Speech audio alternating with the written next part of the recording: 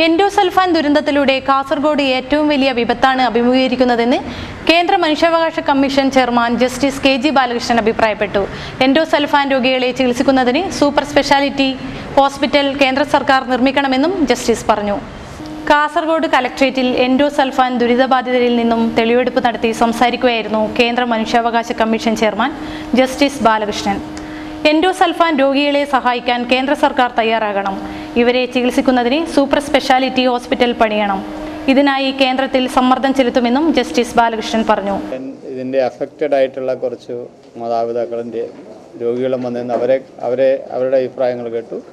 ജനപ്രതിനിധികൾ, സ്ഥലത്തെ MP, MLA മാരടക്കമുള്ള ജനപ്രതിനിധികളുടെ അഭിപ്രായങ്ങൾ മനസ്സിലാക്കി ഇനി എന്താണ് ചെയ്യേണ്ടത് എന്നുള്ളത് ഞങ്ങളൊരു സമഗ്രമായൊരു തീരുമാനം എടുക്കും. ഇതെല്ലാം പരാതികളെല്ലാം ഒട്ടനവധി പരാതികൾ കിട്ടിയിട്ടുണ്ട്, സജഷൻസ് കിട്ടിയിട്ടുണ്ട്. പ്രധാനമായിട്ടും ഞങ്ങൾക്ക് പ്രാഥമികമായിട്ട് തോന്നുന്നത് ഇവിടെ ഒരു speciality hospital, multi speciality hospital ആവശ്യമാണെന്ന് തോന്നുന്നു. അതുപോലെ തന്നെ ഒരു പാലിയേറ്റീവ് കെയർ സെൻറ്റർ വേണമെന്ന് തോന്നുന്നു. പിന്നെ ഈ രോഗികളായിട്ടുള്ളവരെ സംരക്ഷിക്കാനായിട്ട് ഉള്ള അവരുടെ മാതാപിതാക്കളുടെ ഏതെങ്കിലും റിഹാബിലിറ്റേഷൻ കൊടുക്കുക.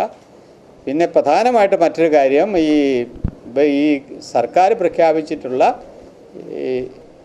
എല്ലാ വിധത്തിലുള്ള ക്ഷേമപ്രവർത്തനങ്ങളും എല്ലാ ജനങ്ങളിലേക്കും എത്തിക്കുക, ഇത് അഫക്റ്റഡ് ആയിട്ടുള്ള എല്ലാ ജനങ്ങളിലേക്കും എത്തിക്കുക. അതിന് NGOമാരും മറ്റു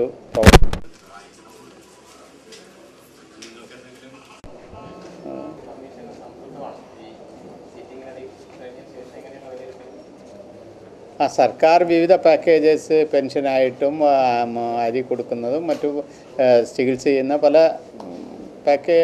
പാക്കേജുണ്ട്. അപ്പോൾ അത് പക്ഷേ എല്ലാവർക്കും എല്ലാ ആൾക്കാർക്കും എത്തണം. അപ്പോൾ അതിന് NGOs ഒക്കെ പ്രവർത്തിക്കാമെന്ന് സമ്മതിച്ചിട്ടുണ്ട്. NGOമാരുടെ പ്രവർത്തനം കൊണ്ട് ഇത് സഹായമാവും. പരിധിയിൽ വരണം. ഒരു വില്ലേജിലെ ആ താമസം മാത്രം ഉദ്ദേശിച്ചല്ല വില്ലേജുകളെ പ്രഖ്യാപിച്ചിരിക്കുന്നത്. അവിടെ നിന്ന് എവിടെയെങ്കിലും മാറി താമസിക്കുന്നവർക്കും സഹായം ചെയ്യാമെന്നാണ് ഡിസ്ട്രിക്ട് കളക്ടർ അത് പറഞ്ഞിട്ടുണ്ട്, സമ്മതിച്ചിട്ടുണ്ട്. ഞങ്ങൾ ഈ മനുഷ്യാവകാശ കമ്മീഷൻ ഒരു പ്രോസിക്യൂട്ടിംഗ് ഏജൻസി അല്ല.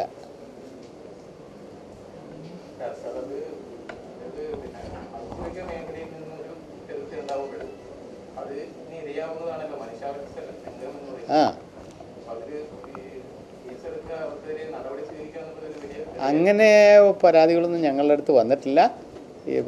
ഈ ഇന്ന ആൾക്കാർ മനുഷ്യാവകാശ ലംഘനം നടത്തി അത് സ്റ്റേറ്റിൻ്റെ ഭാഗത്തു നിന്നും വീഴ്ച വന്നുകൊണ്ട് അതൊരു മനുഷ്യാവകാശ ലംഘനമാണ്, അങ്ങനെയുള്ള പരാതികളൊന്നും ഞങ്ങൾക്ക് വന്നില്ല. ഇത് തന്നെ, ഈ കേസ് തന്നെ ഞങ്ങൾ സുമോട്ടോ എടുത്ത ഒരു കേസാണ്. ഞങ്ങൾ സ്വയം, മനുഷ്യാവകാശ കമ്മീഷൻ സ്വയമായി ഏറ്റെടുത്താണ് ഒരു കേസാണ്. ആരും ഒരു പരാതി നേരത്തെ കൊടുത്തൊരു പരാതി കൊടുത്തിരുന്നു, പിന്നെ അത് പരാതിയാണോ അതും പരാതിയാണോ എന്ന് എനിക്ക് വ്യക്തമായിട്ട് അറിയില്ല.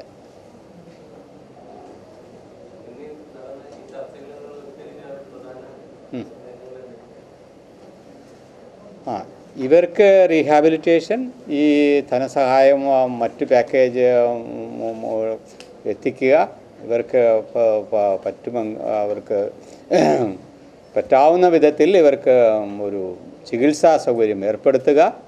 പിന്നെ ഈ ഹോസ്പിറ്റലിൽ എത്താൻ വയ്യാത്തവർക്ക് എന്തെങ്കിലും വിധത്തിലുള്ള മൊബൈൽ വാഹനങ്ങളുടെ അവൈലബിലിറ്റി ഉണ്ടാക്കുക. ചിലർക്ക് റോഡ് സൗകര്യങ്ങളൊന്നുമില്ല എന്ന് പറഞ്ഞു, ബസ് സൗകര്യങ്ങളില്ല, റോഡ് സൗകര്യങ്ങളില്ല, അത് നൽകാനായിട്ട് ജില്ലാധികാരികളോട് അഭ്യർത്ഥിക്കുക. ഇതൊക്കെയാണ് ഒട്ടനവധി റീഹാബിലിറ്റേഷൻ മെഷേഴ്സാണ്. പിന്നെ കുറച്ചൊക്കെ ഞാൻ ഡോക്ടറോട് സംസാരിച്ചപ്പോഴും ചില ഡിഫോമിറ്റീസ് എല്ലാം, ഫിസിക്കൽ ഡിഫോമിറ്റീസൊക്കെ നമുക്ക് കറക്റ്റ് ചെയ്യാൻ പറ്റും. അത് ഓപ്പറേറ്റ് ചെയ്തിട്ട് ആർട്ടിഫിഷ്യൽ ലിംബോ ഒക്കെ പിടിപ്പിച്ച്, അപ്പോൾ അവർക്ക് അതിനുള്ള ചികിത്സാ സൗകര്യങ്ങളൊക്കെ എത്തിക്കും. അത് ചിലപ്പം ചിലവേറിയതാണെങ്കിൽ അതിൻ്റെ ചിലവ് സഹിക്കാനായിട്ട് അധികാരികൾ തയ്യാറാകണം. കുട്ടികളുടെ ചികിത്സയ്ക്കും പരിചരണത്തിനും പ്രത്യേക പാക്കേജ് വേണം. ദുരന്തത്തിന്റെ ആഘാതം ഗുരുതരമാണ്.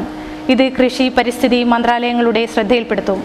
ജില്ലയിലെ എൻഡോസൾഫാൻ ദുരിതബാധിതരായ കുട്ടികളുമായി എത്തിയ മാതാപിതാക്കൾ പൊട്ടിക്കരഞ്ഞുകൊണ്ടാണ് തങ്ങളുടെ ദയനീയത ജസ്റ്റിസ് KG ബാലകൃഷ്ണന് മുമ്പിൽ വിവരിച്ചത്. എൻഡോസൾഫാൻ പ്രശ്നത്തിൽ രാഷ്ട്രീയ പാർട്ടികളും സന്നദ്ധ സംഘടനകളും വേറിട്ട് നടത്തുന്ന സമരം ഏകോപിപ്പിക്കണമെന്ന് അഭിപ്രായപ്പെട്ടു.